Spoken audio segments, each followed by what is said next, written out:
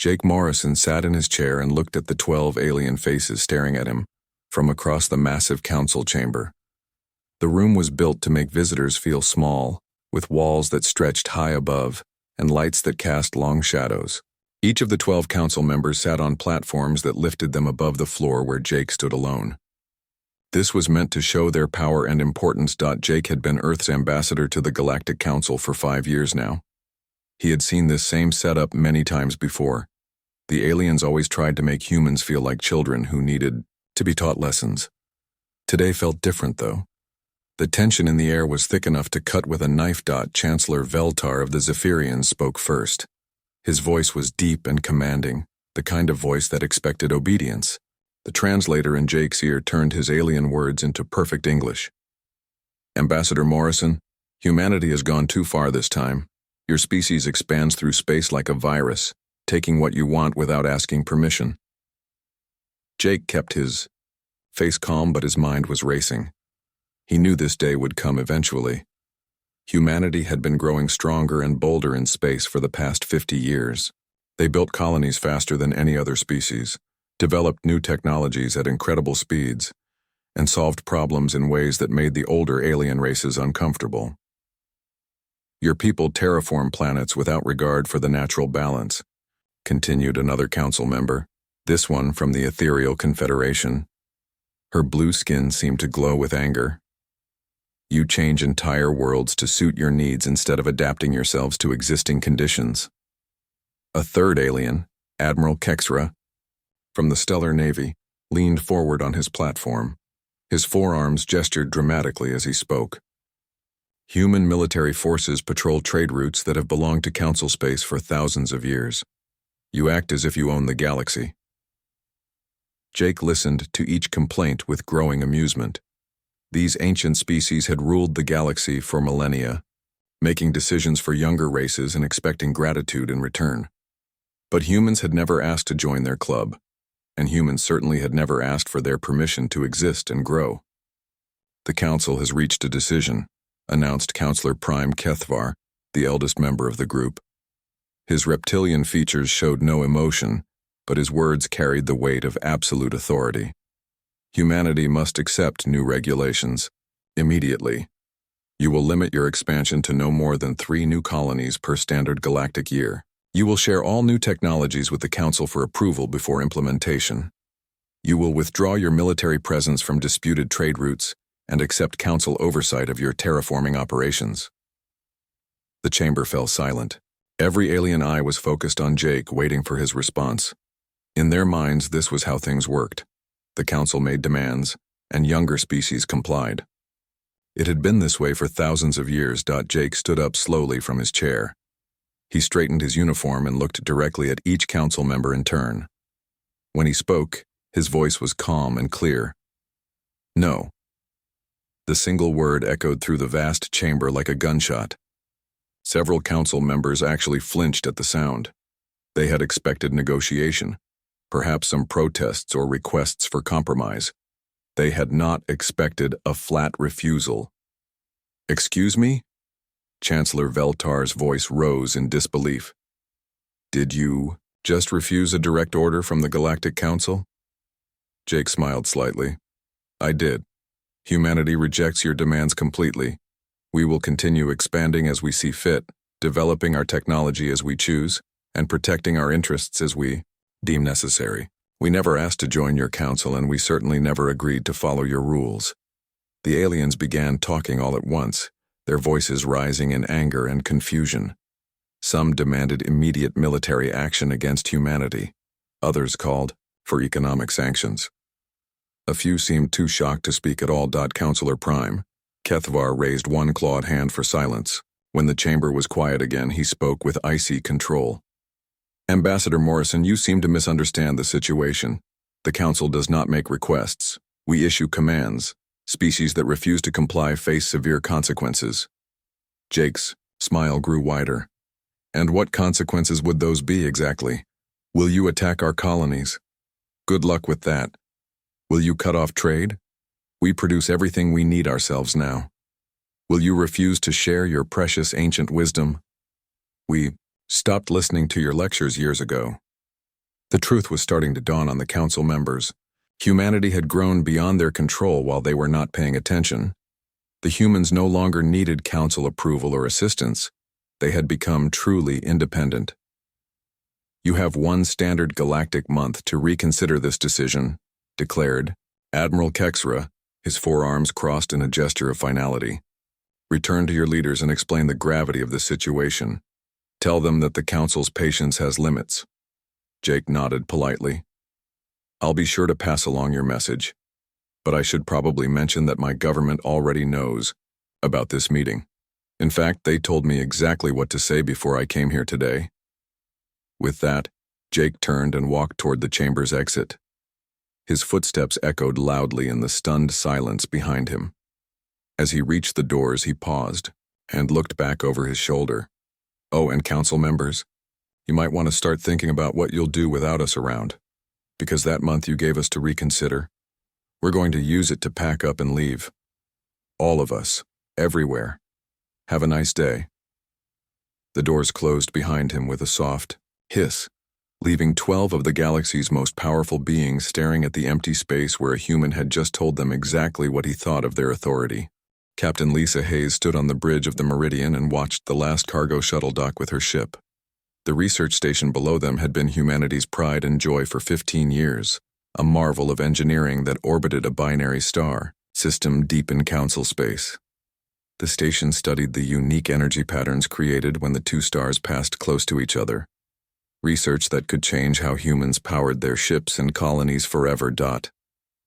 Now they were abandoning it all. "Captain, that's the last of the scientific equipment," reported her first officer, Commander Pete Walker. "Dr. Susan Martinez and her team are secured aboard with all their research data. The station is ready for complete evacuation." Lisa nodded and activated the ship-wide communication system. "This is the captain speaking. In 30 minutes we'll jump to hyperspace and leave Council territory forever. This marks the end of human presence in this sector. All hands, prepare for departure." She turned to her navigation officer. "Set course for the Kepler system. Maximum speed once we clear the gravity well." Through the view screen, Lisa could see other human ships scattered across the star system. Cargo vessels, research ships, military, escorts, and civilian transports all moved with purpose toward the hyperspace jump points that would take them home. It was like watching a carefully planned dance, with every ship knowing exactly when and where to move. The evacuation had been planned in secret for months, ever since intelligence reports suggested the Council was preparing to make demands on humanity. Every human installation in Council space had received sealed orders, to be opened only if diplomatic relations broke down completely. The orders were simple: pack everything useful, destroy everything sensitive, and get out fast. "Captain Hayes," came a voice over the communication system. It was Admiral Roy Patterson, commander of the human fleet overseeing the evacuation from his flagship in the outer system. "How long until your sector is clear?" 25 minutes, Admiral. All personnel and critical equipment are aboard.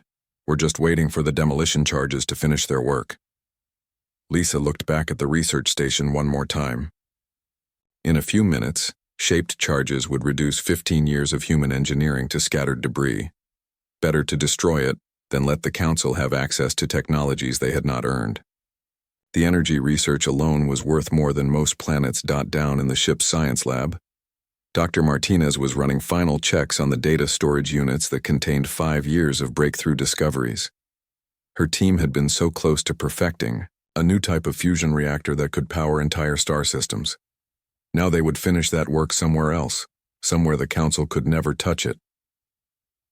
"Doctor," asked her young assistant, Carl Johnson, "why are we really leaving? I mean, the Council made demands before and we just ignored them.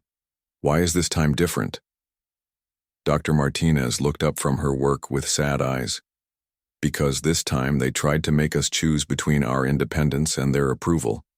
They finally made it clear that they think they own us. Humanity doesn't respond well to ultimatums, Carl. We never have." Back on the bridge, Lisa received reports from human evacuation fleets across Council space.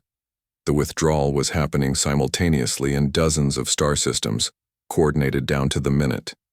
In the Andromeda sector, humans were evacuating. mining operations that had supplied rare metals to half the galaxy. In the Vega system, human engineers were shutting down the manufacturing plants that built components for Council member ships. "Captain, I'm picking up Council patrol ships on long-range sensors," reported the tactical officer. "3 vessels approaching fast. They're demanding we stop and explain our actions." Lisa smiled grimly. "Tell them we're conducting routine fleet exercises and ask them to maintain safe distance. Do not engage unless they fire first."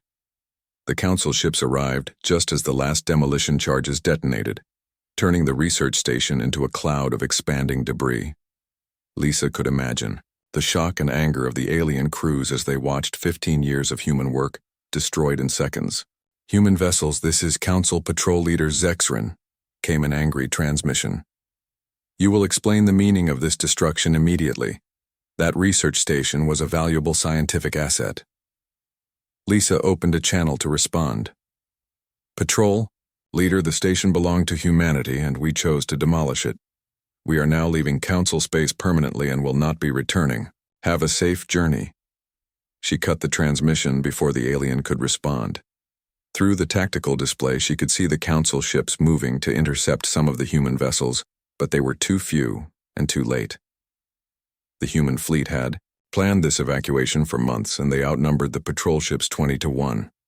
"All ships, this is Admiral Patterson. Jump to hyperspace in 60 seconds. Execute Evacuation Protocol 7. Lisa felt a familiar tension in her stomach as the hyperspace engines powered up. Around her, the bridge crew worked with quiet efficiency, carrying out procedures they had practiced dozens of times but never expected to use for real. "Jump drive ready, Captain," reported the helmsman. "Take us home, Mr. Davis." The stars stretched into lines as the Meridian leaped into hyperspace, leaving Council space behind forever. Lisa knew that similar scenes were playing out across the galaxy, as humans abandoned colonies, research stations, trade posts, and military bases they had spent decades building. She wondered what the Council would think when they realized the scope of what was happening.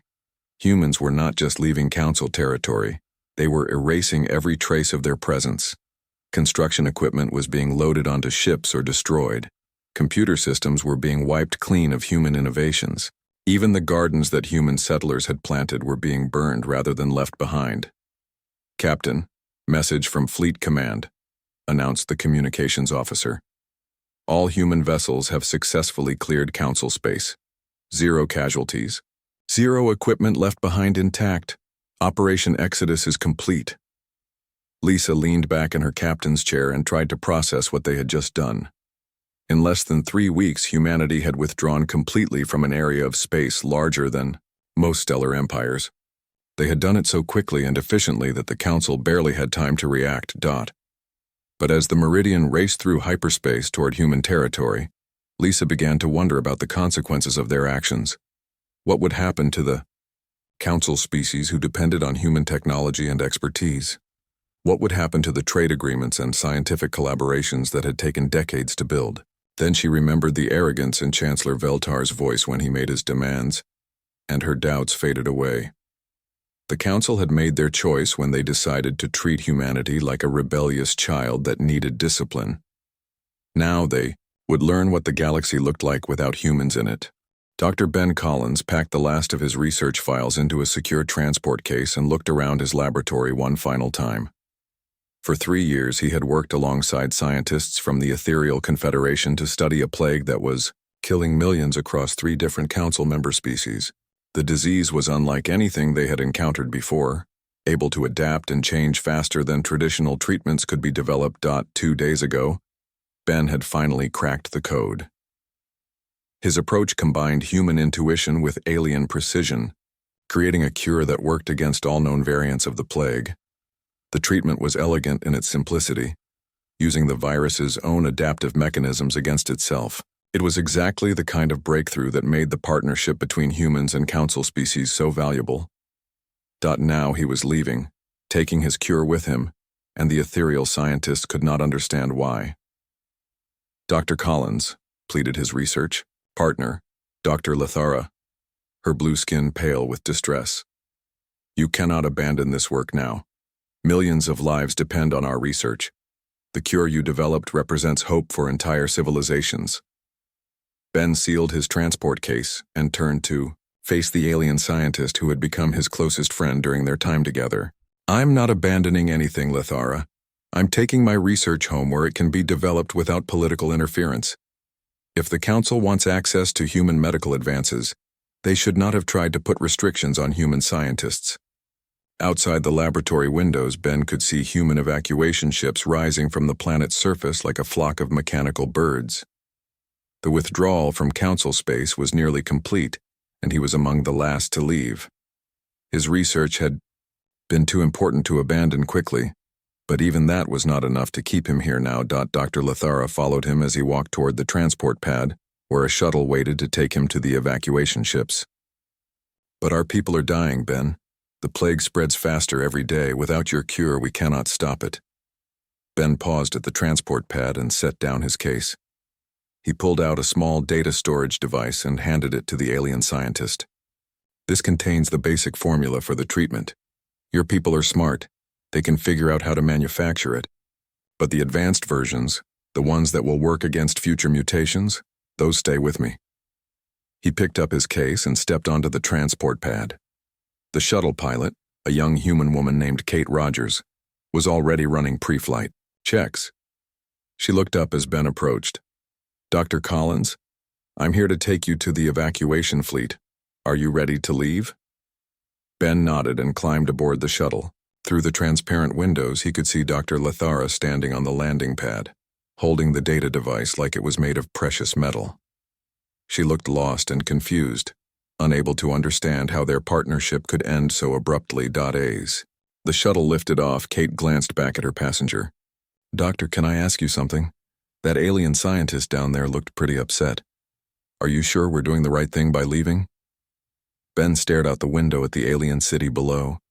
He could see the medical facilities where thousands of plague victims waited for treatment, the research centers where desperate scientists worked around the clock to find solutions, the government buildings where council leaders struggled to manage the crisis. Kate, 3 days ago, the council told humanity to submit to their authority or face consequences. They tried to treat us like children who needed supervision. Today, they're learning what those consequences actually look like. The shuttle docked with the evacuation ship, just as Admiral Patterson's voice came over the communication system. All human personnel, we are beginning our final departure from Council space. This marks the end of nearly a century of cooperation between humanity and the Galactic Council. From this point forward, we go our separate ways. Ben found his assigned quarters and began unpacking his research. The ship's database contained similar evacuation reports from across Council territory. Human doctors were leaving hospitals, taking with them medical techniques that had revolutionized alien healthcare. Human engineers were abandoning infrastructure, projects that would now take decades longer to complete. Human teachers were closing schools that had trained young aliens in human problem-solving methods. The pattern was the same everywhere. Humans were not just leaving, they were taking their knowledge and expertise with them. Decades of shared research, collaborative projects, and joint ventures were being dissolved overnight. A few hours into the journey home, Ben received a communication from his supervisor at the Human Medical Research Facility. Director Nancy Price appeared on his personal screen, looking tired but determined. Ben, I've been reviewing your plague research. How close were you to completing the advanced treatment protocols? Very close, Director. Maybe 6 months of additional work to create treatments for all possible mutations. The basic cure works fine, but the plague adapts quickly. Without the advanced protocols, they'll be playing catch-up forever. Director Price nodded grimly. The Council has been sending desperate messages to Earth begging for medical assistance. They're offering almost anything in exchange for our help with the plague. Trade agreements, territory, even seats on the Council itself. Ben laughed bitterly. 6 months ago, they would have been honor-bound to help us with this research. Now, they want to buy what they could have had for free through continued cooperation. What's your recommendation, Doctor? Ben looked out his cabin window at the stars streaming past. Somewhere behind them, millions of alien beings were dying from a disease he could cure. In human space ahead of them, those same beings' governments We're demanding that humanity submit to their authority. My recommendation is that we continue our research in human space, develop the complete cure, and then decide what to do with it. But we do that work on our terms, not theirs. 3 weeks later, as Ben worked in his new laboratory on a human research station, he received word that the plague had spread to 5 more council member species. The basic treatment he had left behind was helping some patients, but the virus was adapting faster than council scientists could keep up. Reports from council space painted a picture of growing chaos. Without human medical expertise, alien doctors were struggling with diseases they had not seen in centuries. Human-designed medical equipment was breaking down without proper maintenance. Even simple procedures were becoming difficult without the human techniques that had become standard practice. Ben's research assistant, a young man named Greg Thompson, brought him the latest intelligence reports. Doctor, it looks like 2 council member species have withdrawn from the alliance. They're focusing all their resources on fighting the plague and can't contribute to council operations anymore. Ben nodded without looking up from his microscope. What about the others? 3 more species are considering withdrawal. The Zephyrians are trying to hold the alliance together, but they're facing their own problems. Apparently, their manufacturing systems depended heavily on human-designed components. That evening, Ben stood on the observation deck of the research station and looked out at human space. New colonies were being established at an incredible pace, freed from the restrictions that council membership had imposed. Advanced research, projects that had been shelved due to council concerns were being revived and expanded. Humanity was not just surviving without the council, they were thriving. Meanwhile, the species that had tried to control them were discovering just how much they had depended on human innovation and problem-solving abilities. Ben returned to his laboratory and continued his work on the advanced plague treatments. The cure would be ready soon, but he was no longer sure humanity should share it freely. The council had made their choice when they demanded submission instead of partnership. Now they could live with the consequences of that choice. Councillor Prime Kethvar stood before the massive view screen in the council's emergency session chamber and watched the devastation reports scroll past in endless streams of bad news. 2 years had passed since humanity's withdrawal, and the consequences were far worse than anyone had imagined possible. The plague that Dr. Collins had been researching now affected 7 council member species. 3 civilizations had suffered population losses exceeding 30%. The basic treatment the human doctor had left behind helped some patients, but the virus adapted faster than council scientists could develop new cures. Entire planets had been quarantined, their economies collapsed, their people dying by the millions. The hegemony of Keth has formally withdrawn from the council, announced Chancellor Veltar, his voice heavy with defeat. They cite inability to contribute resources while fighting the plague on 14 of their worlds. That brings our active membership down to 7 species. Admiral Kexera gestured with 3 of his 4 arms at the tactical display showing Council space. Red markers indicated plague outbreaks, yellow showed economic collapse, and orange marked systems where hostile forces had begun probing the borders. More than half the display was covered in warning colors. The situation is deteriorating. On multiple fronts, the Admiral reported. Without human trade networks, commerce between member species has dropped by 60%. Manufacturing output is down 40% due to missing human-designed components. And now we face military threats from enemies who were previously deterred by human presence. Kethvar nodded grimly. The humans had never been the strongest military force in the galaxy, but their reputation for unpredictable tactics and relentless determination had kept many hostile powers at bay. Pirates, rogue states, and territorial expansionists had all learned to avoid areas with significant human presence. Now those deterrent effects were gone, and predators were moving in to exploit the Council's weakness. What about our attempts to re-establish communication with humanity? Asked Dr. Zethlin from the Ethereal Confederation. Her people had been hit particularly hard by the plague, and desperation showed in her voice. Every message receives the bow. Same automated response, replied the Council's chief diplomat. Humanity thanks us for our interest but respectfully declines all communication. We have tried official diplomatic channels, emergency humanitarian appeals, even personal messages from individual council members. Nothing gets through. Kethvar had personally spent months trying to reach Ambassador Morrison or any other human official. The responses were always polite but absolute.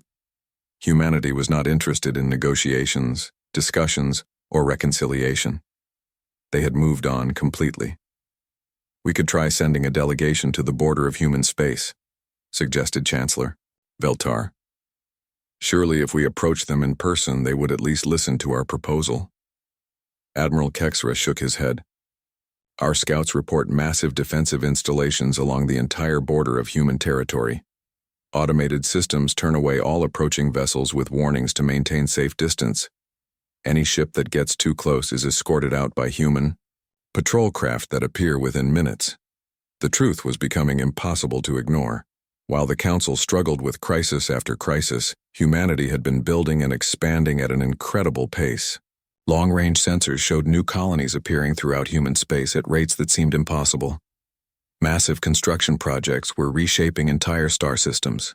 Ships of unknown design patrolled borders that grew larger every month. How is this possible?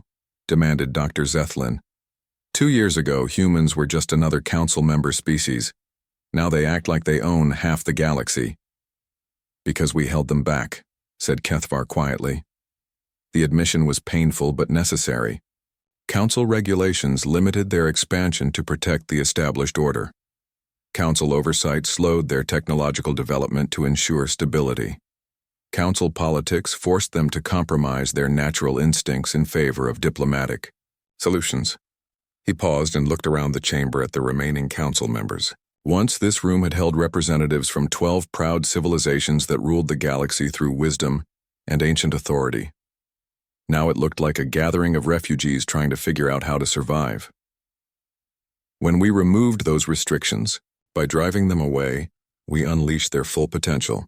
They are doing what humans have always done best, adapting, innovating, and growing without limits.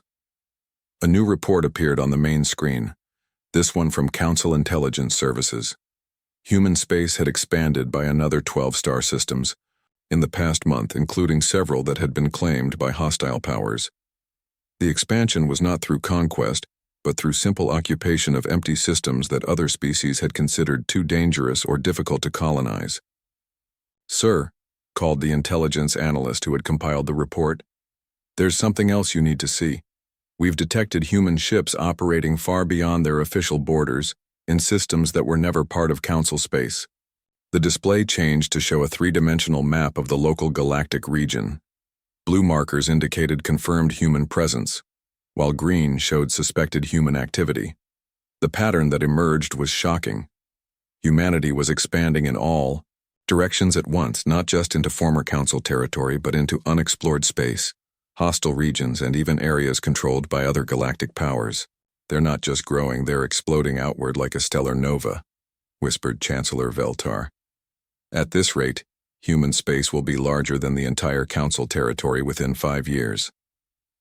Admiral Kexra activated his personal communication device and began issuing orders to what remained of the Council fleet. All vessels, implement defensive posture Gamma.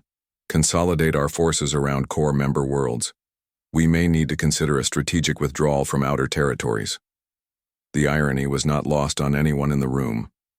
2 years ago, they had demanded that humanity submit to Council authority or face consequences. Now the Council was the one facing consequences, while humanity ignored them completely. We have to try one more diplomatic approach, said Dr. Zethlin desperately. My people are dying. The other affected species won't survive another year without human medical assistance. Surely there's something we can offer them. Kethvar looked at her with sympathy but little hope. What could we possibly offer them now? Territory they can take whenever they want? Technology they've surpassed? Trade agreements they don't need? We have nothing they want except our absence. As if to emphasize his point, another alert appeared on the main display. Human ships had been detected establishing a new colony in a system less than 10 light-years from the Council's capital world. The colony ships ignored all Council communications and proceeded with their operations as if Council space did not exist. The meeting continued for several more hours, but no solutions emerged. The Council that had once ruled the galaxy found itself reduced to managing its own decline while watching humanity reshape the local galactic region according to their own vision. As the session ended and the representatives prepared to return to their struggling homeworlds, HFY remained behind to stare at the tactical display. The red, yellow, and orange markers seemed to pulse like infected wounds, while beyond the borders of Council space, the blue markers of human expansion continued their relentless march toward the horizon.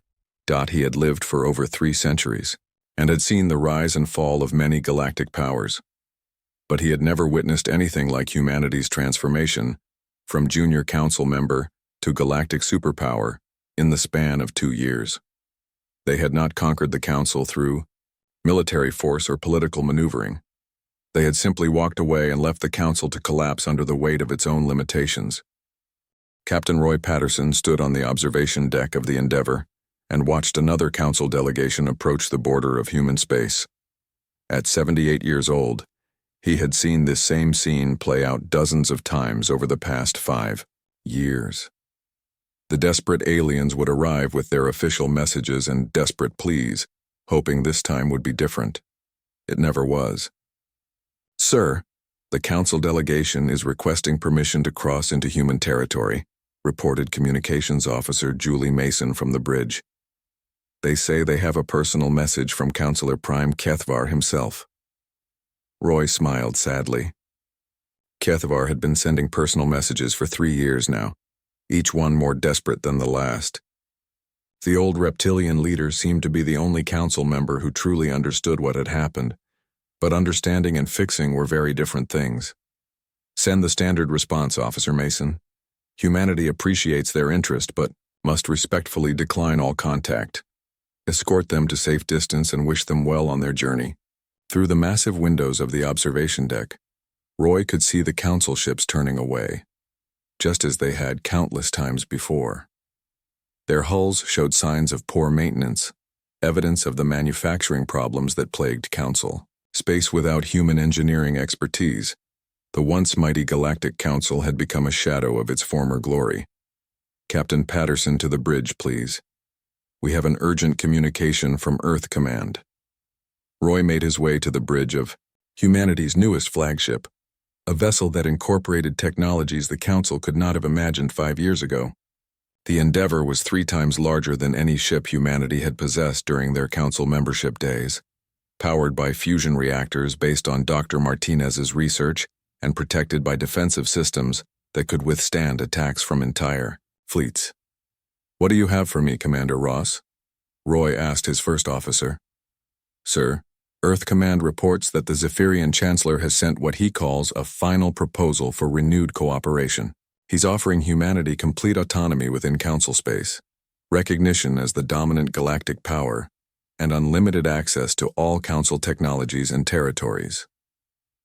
Roy sat down in his command chair and activated the communication system that would connect him to Earth Command. President Helen Carter appeared on the main screen, looking tired but determined. She had been leading humanity through its golden age of expansion for the past 4 years, overseeing the colonization of over 200 new worlds. "Mr. President," Roy said formally, "I understand we have another offer from the Council." "We do, Captain, and like all the others, it misses the point completely. They still think this is about power or territory or resources. They don't understand that we simply don't care about their approval anymore." Roy nodded. He remembered the early days after humanity's withdrawal, when some human leaders had suggested that maybe they should negotiate with the Council once their position became clear. Those voices had grown quieter each year as humanity's independent growth continued to exceed all expectations. "What are your orders, sir?" "The same as always, Captain. Polite refusal, no negotiations, no exceptions. Commander Ross, please prepare." Our standard response. Commander Beth Robinson, the ship's senior diplomatic officer, stepped forward. "Sir, if I may ask, what exactly should I include in this response? The Council seems increasingly desperate, and their latest intelligence Reports suggest they're down to just 5 active member species. President Carter answered from the screen. Tell them that humanity holds no grudges against the Council and wishes them success in their future endeavors. However, humanity has learned to prosper independently and sees no benefit in re-establishing formal relations. We remain open to peaceful coexistence but will continue following our own path. After the communication ended, Roy found himself thinking about the early days of human space exploration, when species like the Zephyrians and Ethereals had seemed like wise elder civilizations with valuable knowledge to share.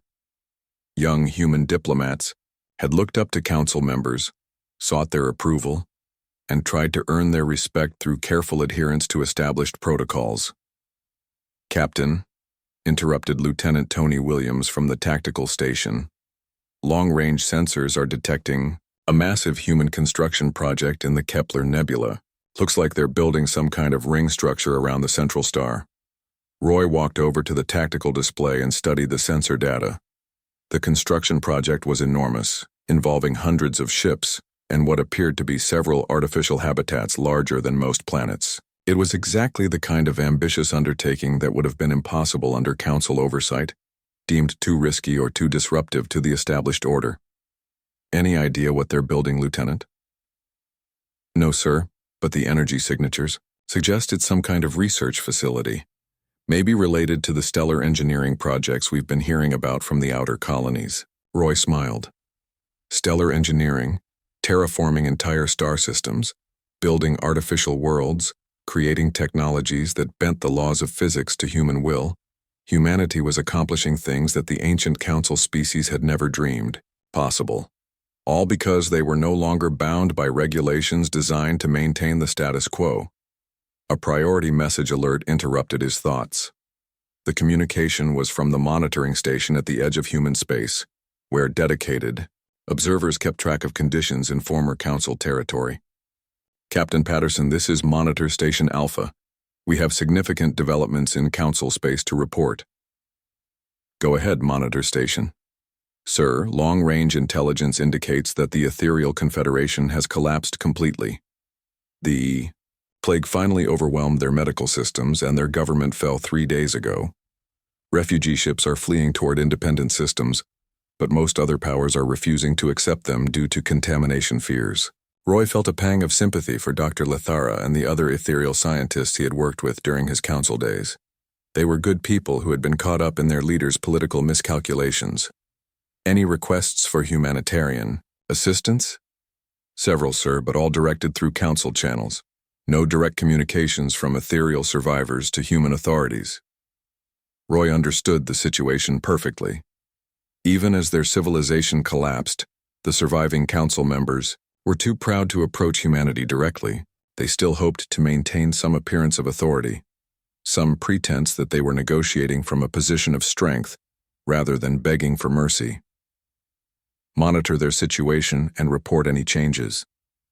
Do not initiate contact unless directly requested by ethereal refugees themselves, not through council intermediaries.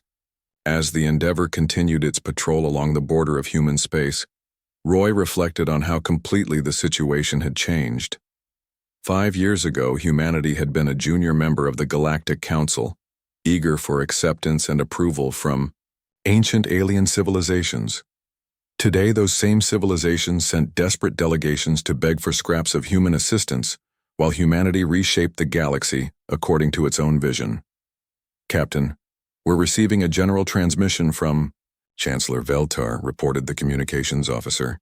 It's being broadcast on all frequencies throughout this sector. Let's hear it. The familiar voice of the Zephyrian leader filled the bridge, but it sounded broken and defeated. To the leaders and people of humanity, this is Chancellor Veltar of what remains of the Galactic Council. I speak not as a representative of authority, but as an old being who has watched the consequences of terrible decisions unfold across 5 years of regret. Roy listened with growing sadness as the once proud alien leader continued his message. We were wrong. Our demand for human submission was born from fear of change and pride in our ancient ways. We sought to humble you and instead taught you that you never needed us at all. The galaxy burns with plagues we cannot cure, collapses under economic pressures we cannot manage, and falls to enemies we cannot defeat, all because we drove away the one species that could have helped us face the future. The message continued for several more minutes, but Roy had heard enough. He ordered the communications officer to acknowledge receipt, but make no other response. Chancellor Veltar's words were heartfelt and probably sincere, but they came 5 years too late. Humanity had moved beyond the need for council approval or partnership. They had learned to thrive independently, and returning to the restrictions of council membership would only limit their incredible growth and achievement. As the Endeavor headed back toward the heart of human space, Roy looked out at the stars and thought about the future. Somewhere out there, human colonies were establishing footholds in galaxies that no council species had ever reached.